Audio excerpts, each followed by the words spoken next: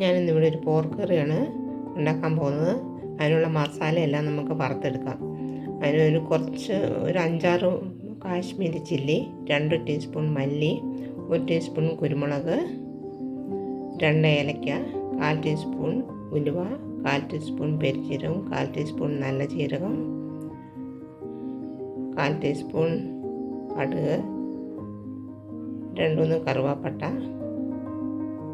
ഇതെല്ലാം നമുക്ക് നന്നായിട്ട് ഫ്രൈ ചെയ്തെടുക്കാം. മസാല എല്ലാം നന്നായിട്ട് വറുത്തെടുത്തിട്ടുണ്ട്. കുറച്ച് ബ്ലാക്ക് കളർ ആകുന്ന വരെ വറുത്തെടുക്കണം.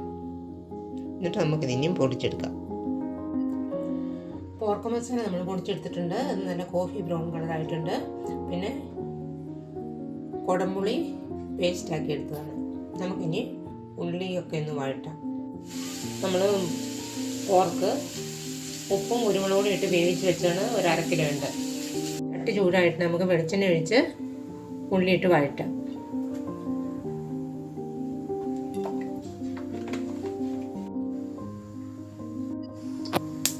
നമുക്ക് കടുകിട്ട് പൊടിച്ചിട്ട് ഇഞ്ചി, വെളുത്തുള്ളി, സവോള, പച്ചമുളക് ഇതെല്ലാം ഒന്ന് വഴറ്റിയെടുക്കാം.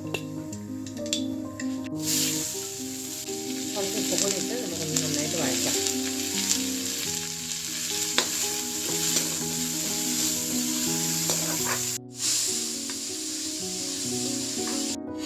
ഉള്ളി നന്നായിട്ട് വഴഞ്ഞിട്ടുണ്ട്. നമുക്കിതിനകത്തോട്ട് പോർക്ക് മസാല ചേർക്കാം. മസാലയെല്ലാം നന്നായിട്ടൊന്ന് മിക്സ് ചെയ്തതിന് ശേഷം നമുക്ക് പുളി അരച്ചത് ചേർക്കാം.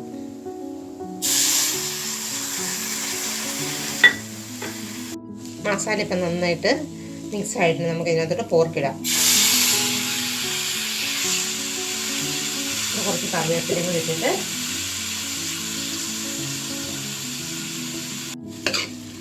മസാലയെല്ലാം നന്നായിട്ട് പിടിച്ചിട്ട് നമുക്കിനി ഇത് അടച്ചു വെച്ച് വേവിക്കാം. കുറച്ച് തിളപ്പിച്ച വെള്ളം കൂടെ ഒഴിക്കാം.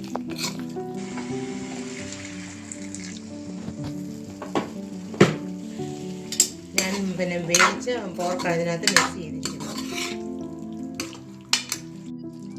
നമ്മുടെ പോർക്ക് റെഡി ആയിട്ടുണ്ട്. നല്ല ബ്രൗണിഷ് കളറിൽ വന്നിട്ടുണ്ട്.